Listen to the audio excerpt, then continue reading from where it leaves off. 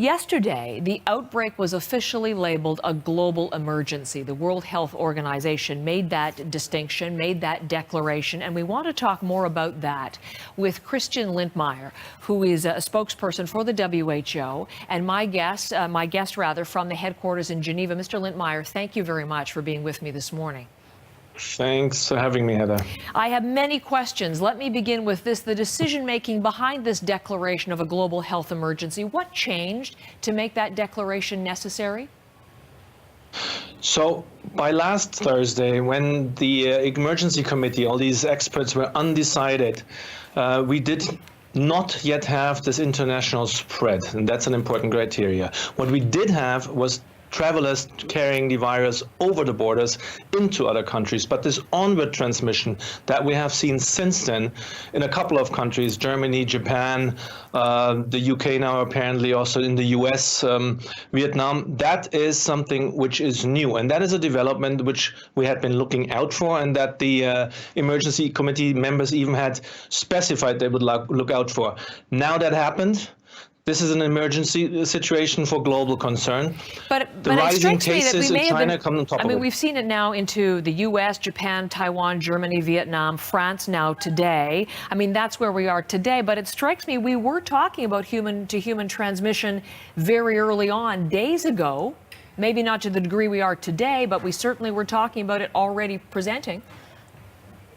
Oh, correct. And that's why this emergency committee even met last week already and was convened because of the concerning situation. But the criteria, which are quite officially written down in a treaty, in an international treaty amongst all member states of WHO, specify certain criteria. And this onward transmission is one of them, the threat for international health. So this criteria has now been met.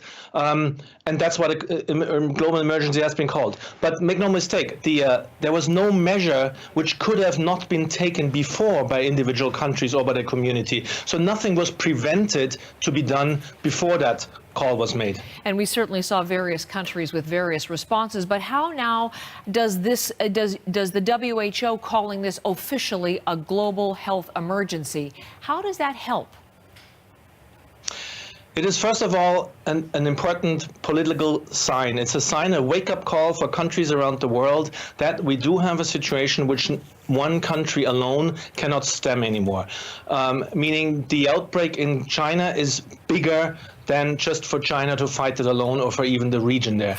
It needs global cooperation. And we've seen this already in the beginning of the week. For example, with the Australian lab announcing that they have cultivated the virus, and they're happy to share the sequencing. Something like this is important for cooperation in order to identify the virus, to work against it, and to find means against it. But more so, it also needs a concerted action to help countries with a weaker health system. Canada, Germany, Japan, the US, they have strong health systems. They can cope with individual cases coming across their border. They will identify them, they will isolate them, they're monitoring them, very important, of course, treat them, and they're also checking on the contacts of these people to see if this has onward spread. Exactly. I mean, but other countries may not be in that position. No, I know, just pointing out Canada, because you're quite right, we're hearing similar messages from our health officials here. So the emergency status now, how then should Canadians interpret the change? For the individual citizen, not much will change. You may see, traveling in and out of countries, stronger measures at the borders, and you should see them, frankly said. You should see checks on temperatures, on travel history, on possible signs of infection. But all these measures are individual pieces of a puzzle because, for example, temperature measuring cannot be the only help at all, because we know that a certain amount of people may not even have symptoms or may have low fever or no temperature and still have the virus. So that's why all these measures together need to be put in one big bowl and the whole community works together. Let's not forget, the individual can protect himself best as you would against the flu. It's a very flu-like behaving virus to this point, and that's the best measure you can do. There's been much discussion after the declaration yesterday about the system of when exactly to declare a global health emergency, and musing publicly about whether a new approach or a new ranking system is needed, something more tiered, like a level 1 through 4, or different colors, for example, rather than it's not an emergency and then suddenly now it's an emergency. Is that something the WHO is now going to look at?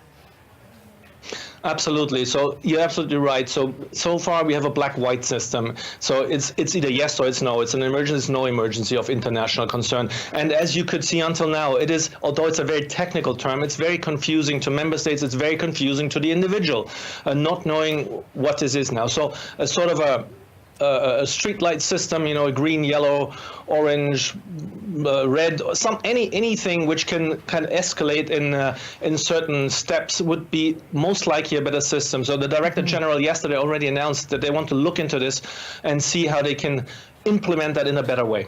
Because I wonder, as you said, it maybe adds to global citizens' confusion, but also there's already concern and fear surrounding this when suddenly it's not an emergency and then suddenly it is. I wonder if it really has run the risk of exacerbating the fear factor significantly here.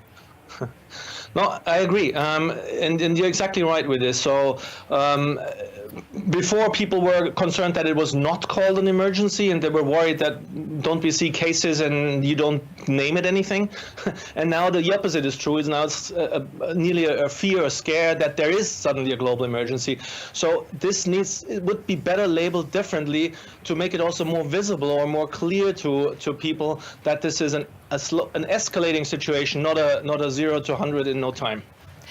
I'm wondering, we heard yesterday from your Director General considerable praise for the Chinese response, this unprecedented public health mobilization, the largest we've ever seen, really. It's been extraordinary. But just a few moments ago, reports out of Beijing and from CCTV, so the Chinese television, quoting the Communist Party secretary from Wuhan, so right in the epicenter, that the city should have taken virus containment measures earlier. The effect would have been better. That's a quote from CCTV this morning.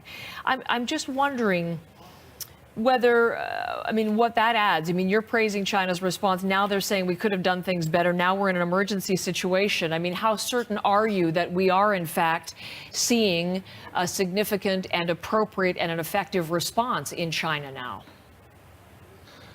Better is always the enemy of good, if I get that phrase right. So they definitely have done a lot in China. In the beginning, they shared immediately that there is an outbreak. They shared the information which was available. They did measures in China to try to contain this. But let's not forget, in nearly every outbreak like this, everybody will only look for serious cases, because that's what you first see, obviously. Only now, over the course of 5-6 weeks, has it come out that there may be people with mild symptoms, with very mild symptoms, or even asymptomatic.